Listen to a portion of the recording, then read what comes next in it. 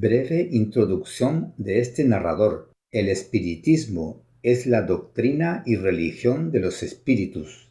En verdad son ellos, los espíritus de elevada jerarquía, los que siempre nos transmitieron su sabiduría a través de las enseñanzas sobre Dios y el destino de la humanidad y de los seres humanos, con el noble propósito de posibilitar a las almas y espíritus a se elevar en la dirección de Dios, para salir de la confusión del caos y de las tinieblas en que se encuentran. Ellos vienen impulsando la raza humana desde que apareció en la tierra. Estas enseñanzas son encontradas de forma fragmentada en las culturas de la antigüedad, en los escritos Vedas de la India, en los jeroglíficos egipcios, con los filósofos griegos, en las culturas milenarias orientales y en muchos pueblos antiguos alrededor del mundo, como explican los propios espíritus superiores. Sus enseñanzas solo pudieron ir siendo reveladas en la medida que los seres humanos evolucionaban en conocimiento y en moral,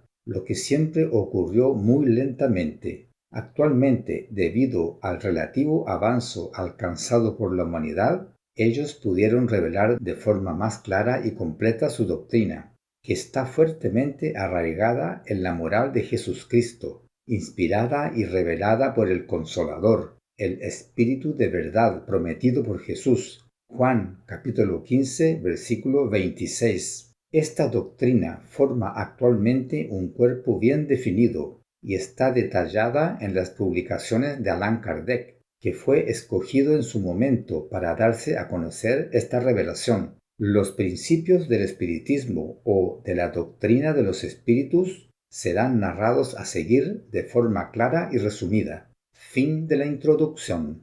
Admitamos, entre tanto, la existencia de seres distintos a los humanos, puesto que tal es la explicación proporcionada por las inteligencias que se manifiestan, y veamos qué nos dicen. Todo lo que sigue de ahora en adelante fue transmitido por esas entidades invisibles, inteligentes y de moral elevada o superior. Introducción. Ítem 6.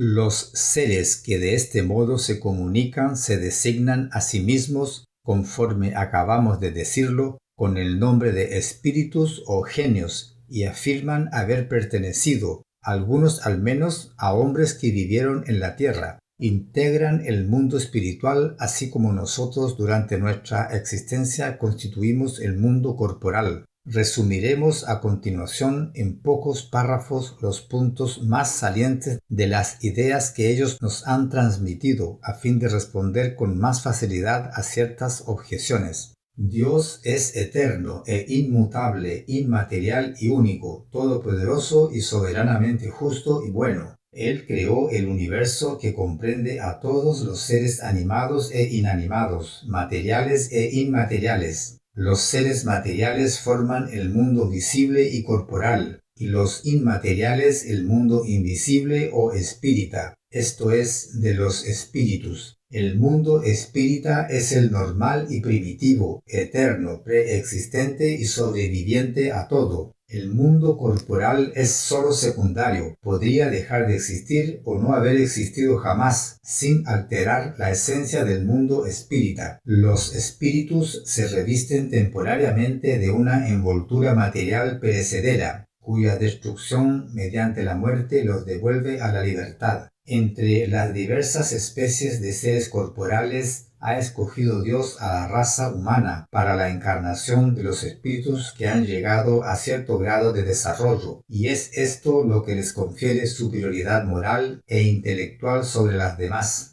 El alma es un espíritu encarnado, cuyo cuerpo no constituye más que la envoltura. Tres cosas hay en el hombre. Primera, el cuerpo o ser material, análogo al de los animales y animado por el mismo principio vital. Segunda, el alma o ser inmaterial, espíritu encarnado en el cuerpo. Tercera, el vínculo que une el alma con el cuerpo, principio intermediario entre la materia y el espíritu. Así pues, posee el hombre dos naturalezas. Por su cuerpo participa de la naturaleza de los animales, cuyos instintos tiene. Por su alma participa de la naturaleza de los espíritus. El vínculo o periespíritu que une a cuerpo y espíritu es una especie de envoltura semimaterial. La muerte acarrea la destrucción de la envoltura más grosera, el cuerpo, pero el espíritu sigue conservando la segunda, el periespíritu, que constituye para él un cuerpo etéreo, invisible para nosotros en su estado normal, pero que puede tornarse accidentalmente visible e incluso tangible, según ocurre en el fenómeno de las apariciones o materializaciones.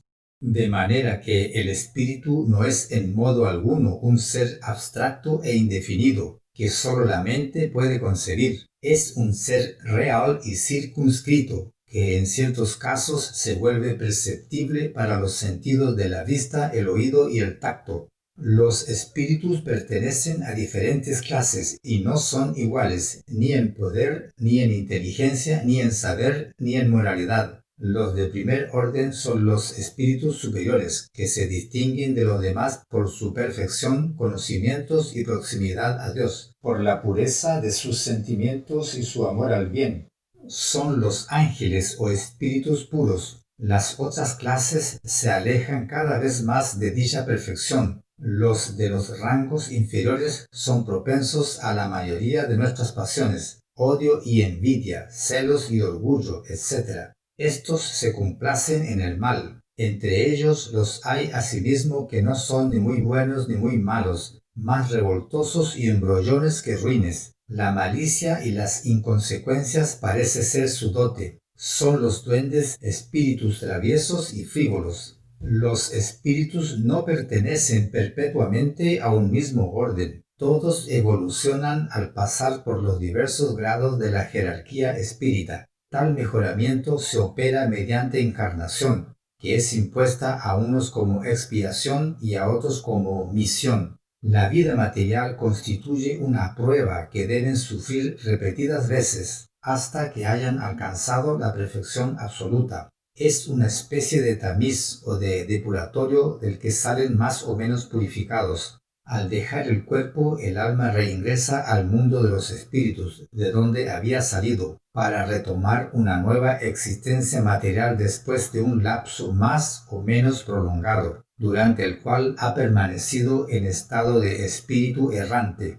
Puesto que el espíritu ha de pasar por diversas encarnaciones, de ello resulta que todos hemos tenido diferentes existencias y que tendremos todavía otras, más o menos perfeccionadas, ya sea en esta tierra o bien en otros mundos. La encarnación de los espíritus ocurre siempre en la especie humana. Sería erróneo creer que el alma o espíritu pueda encarnar en el cuerpo de un animal. Las diversas existencias corporales del espíritu son siempre progresivas y jamás retrógradas, pero la rapidez de su progreso depende de los esfuerzos que realice para alcanzar la perfección. Las cualidades del alma son las del espíritu que se haya encarnado. Así pues, el hombre de bien constituye la encarnación de un espíritu bueno, en tanto el hombre perverso es la de un espíritu impuro. El alma tenía su individualidad antes de haber encarnado y la conserva después de su separación del cuerpo. A su retorno al mundo de los espíritus, el alma encuentra ahí a cuantos conoció en la tierra y todas sus existencias anteriores se reproducen en su memoria con el recuerdo de todo el bien y todo el mal que ha hecho. El espíritu encarnado se halla bajo la influencia de la materia. El hombre que supera ese influjo mediante la elevación y la depuración de su alma se acerca a los buenos espíritus, con los cuales estará algún día. En cambio, el que se deja dominar por las pasiones viles y cifra todas sus alegrías en la satisfacción de los apetitos groseros, se acerca a los espíritus impuros, al dar preponderancia a la naturaleza animal.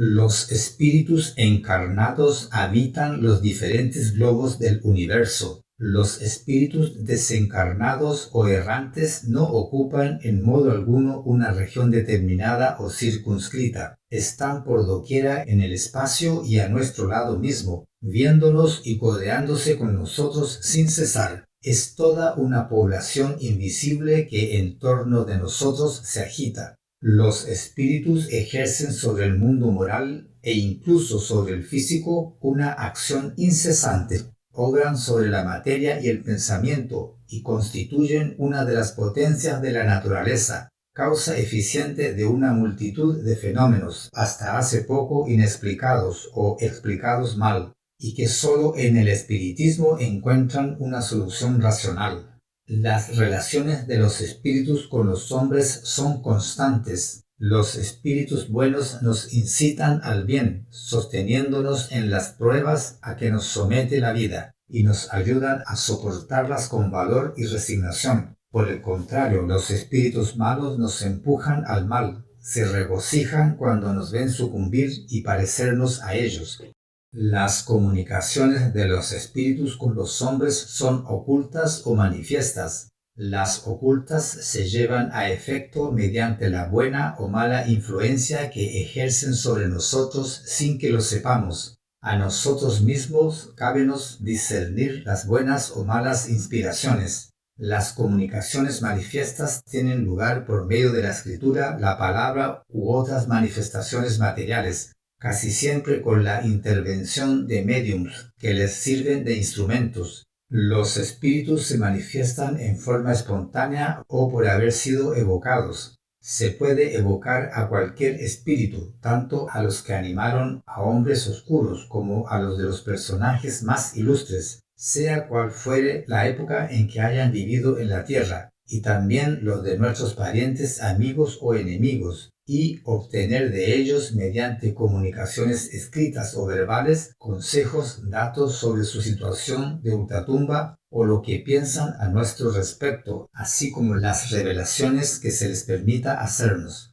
Los espíritus son atraídos en virtud de su simpatía por la naturaleza moral del ambiente en que se les evoca. Los espíritus superiores se complacen en las reuniones serias, en que predominan el amor al bien y el deseo sincero de instruirse y mejorar. Su presencia allí aleja a los espíritus inferiores, quienes por el contrario encuentran libre acceso y pueden obrar con plena libertad entre las personas frívolas, o que son guiadas solo por la curiosidad y en cualquier parte donde se encuentren malos instintos. Lejos de obtener de ellos buenos consejos o informaciones útiles, solo se deben esperar de su parte futilezas, embustes, bromas de mal gusto o supercherías, y a menudo toman nombres venerables para inducir mejor a error. Distinguir los buenos de los malos espíritus es sobremanera fácil. El lenguaje de los espíritus superiores es siempre digno y noble, impregnado de la más alta moralidad, desprovisto de toda baja pasión. Sus consejos resuman la más pura sabiduría, teniendo siempre por objeto nuestro mejoramiento y el bien de la humanidad. El lenguaje de los espíritus inferiores, en cambio, es inconsecuente, muchas veces trivial y hasta grosero. Si es cierto que en ocasiones expresan cosas buenas y verdaderas, no lo es menos que en la mayoría de los casos las dicen falsas y absurdas, por malicia o ignorancia. Bromean con la credulidad y se divierten a expensas de los que les interrogan, halagando su vanidad y fomentando sus deseos con falaces esperanzas. En suma, las comunicaciones serias en la verdadera significación de la palabra tienen lugar solo en los centros igualmente serios, en los cuales sus miembros se hallan unidos por una comunión íntima de pensamientos con miras al bien. La moral de los espíritus superiores se resume, como la de Cristo, en esta máxima evangélica: hagamos a los demás lo que quisiéramos que los demás nos hiciesen a nosotros, esto es, hacer el bien y no el mal. En este principio encuentra el hombre la regla universal de conducta que puede guiarlo hasta en sus más insignificantes acciones. Los espíritus superiores nos enseñan que egoísmo, orgullo y sensualidad son pasiones que nos acercan a la naturaleza animal, ligándonos a la materia.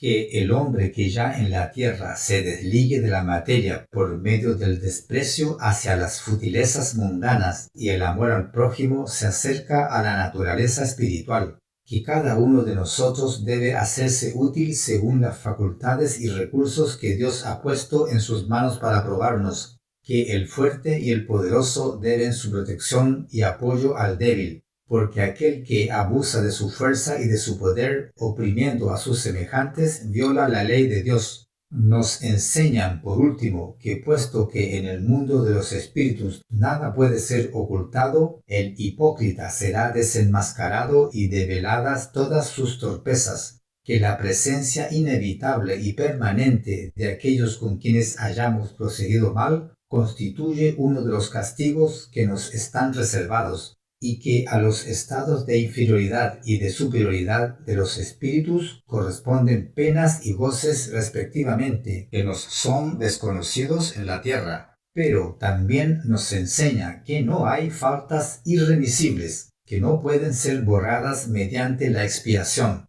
El hombre encuentra el medio de hacerlo en las diversas existencias que le permiten adelantar conforme su deseo y sus esfuerzos por la senda del progreso y hacia la perfección que es su meta final.